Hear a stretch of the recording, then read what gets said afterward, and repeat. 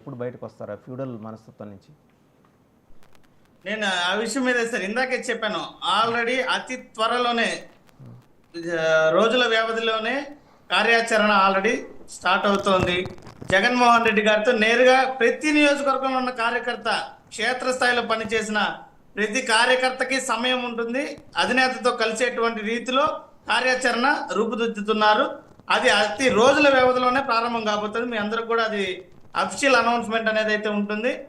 ఆ తర్వాత మీరే చెప్పండి, కార్యకర్తలతో ఈ రకంగా ఏ పార్టీ అధినేత అయినా మమేకమైనటువంటి పరిస్థితి ఉందా, ఈ రకంగా క్షేత్రస్థాయిలో పార్టీ క్యాడర్ దగ్గరికి నాయకుడు వెళ్ళినటువంటి పరిస్థితి ఉందా అనేది మీకే అర్థమవుతుంది.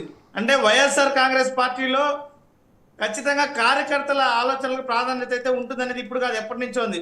ఇప్పుడు మొన్న జనసేన ఆవిర్భావ సభలో మీరు ఒక అంశాన్ని గమనించుంటే గాన ఒక విషయం మీకు అక్కడ స్పష్టమైంటది. పవన్ కళ్యాణ్ గారు హీరోలందరినీ ప్రస్తావించారు. ప్రభాస్ గారు అనేసి అన్నారు, అల్లు అర్జున్ గారు అనేసి అన్నారు, నందమూరి అభిమానులు అన్నారు. అందరికీ అభిమానులు చాలా ఉత్సాహంతో కేరింతలు, ఈలలు చప్పట్లు కొట్టారు. చంద్రబాబు నాయుడు గారు లోకేష్ గారికి పవన్ కళ్యాణ్ గారు ధన్యవాదాలు చెప్పేటప్పుడు పిన్ డ్రాప్ సైలెంట్ గా ఉన్నారు. మీరు కావాలంటే ఒకసారి రిమైండ్ చేసుకుని ఆ వీడియో తెప్పించుకొని చూడండి. అంటే వాళ్ళ కార్యకర్తల్లోనే అసహనం ఉంది ఈ రకమైనటువంటి తీరుతో పవన్ కళ్యాణ్ వెళ్ళినటువంటి విధానానికి. మేమేం చెప్పాల్సిన పని లేదు, ఆ సభ సాక్షిగానే బట్టబయలైంది. అది ఒక ఈల లేదు, ఒక చప్పట్లు లేదు, ఒక గోల లేదు. ఆఖరికి పార్టీలకు సంబంధం లేని ప్రభాస్ గారి పేరు ఎత్తినా, pan India star Allu Arjun గారి పేరు ఎత్తినా, వీళ్ళందరి పేర్లు ఎత్తినప్పుడు ఎంతో కేరింతలు ఉత్సాహాన్ని చూపించారు అక్కడ జనసేన పార్టీ క్యాడరు. మరి చంద్రబాబు గారి పేరు, లోకేష్ గారి పేరు ఎత్తినప్పుడు గప్చిప్ అయిపోయారు. కార్యకర్తల అభిప్రాయాలతో కూడా నిమిత్తం లేకుండా ముందుకెళ్ళిపోతున్నారు పవన్ కళ్యాణ్ గారు. ప్రతి విషయంలో కూడా కార్యకర్తలను పట్టించుకోకుండా ముందుకెళ్ళిపోయేటువంటి పరిస్థితే. ఎక్కడక్కడ సరే, స్టీల్ ప్లాంట్ కి సంబంధించి సరే, స్టీల్ ప్లాంట్ అనేది పబ్లిక్ ఇష్యూ అండి. స్టీల్ ప్లాంట్ కి సంబంధించి ఎలాంటి రిప్లై ఇచ్చిందో మినిస్టర్ ఆఫ్ ఫైనాన్స్ కి అనుబంధంగా ఉన్న దీపం అనే సంస్థ చూసి, స్టీల్ ప్లాంట్ మీద అయితే ఖచ్చితంగా పోరాటం చేస్తాం. ఏం చేశారు? ఆల్రెడీ ఉన్నప్పుడే చేయలేదు మీరు. 21 మంది ఎంపీలు మీ దగ్గర ఉన్నప్పుడే చేయలా, దాన్ని ఆపించలేకపోయారు.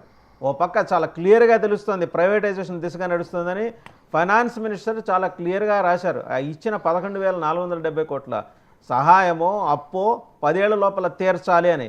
ఎలాగూ తీర్చే పరిస్థితి లేదు, వచ్చి ఇచ్చినట్టు అయిపోయింది. మొన్న 10 రూపాయలు ఒక 15 రూపాయలు మిగిలినాయి. ఏం చేస్తారు దాంతో? ప్రొడక్టివిటీ ఏమొస్తుంది అక్కడ?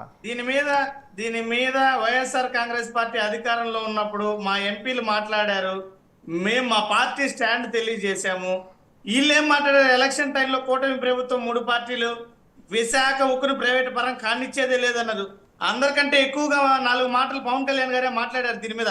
మొన్నటికి మొన్న చెప్పారు, సార్ మనం ఆపామన్నారు.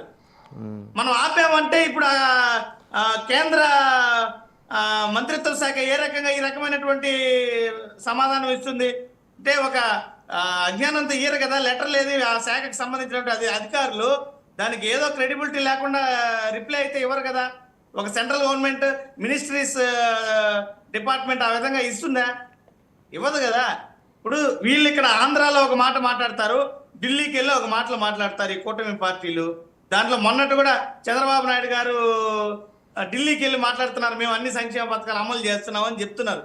ఏడేమంటే ప్రజల నెత్తిన పుచ్చుటోపి పెట్టి వెళ్ళారు. ఢిల్లీకి వెళ్ళేమంటారు అంటే దేశంలో క్రెడిబిలిటీ కావాలని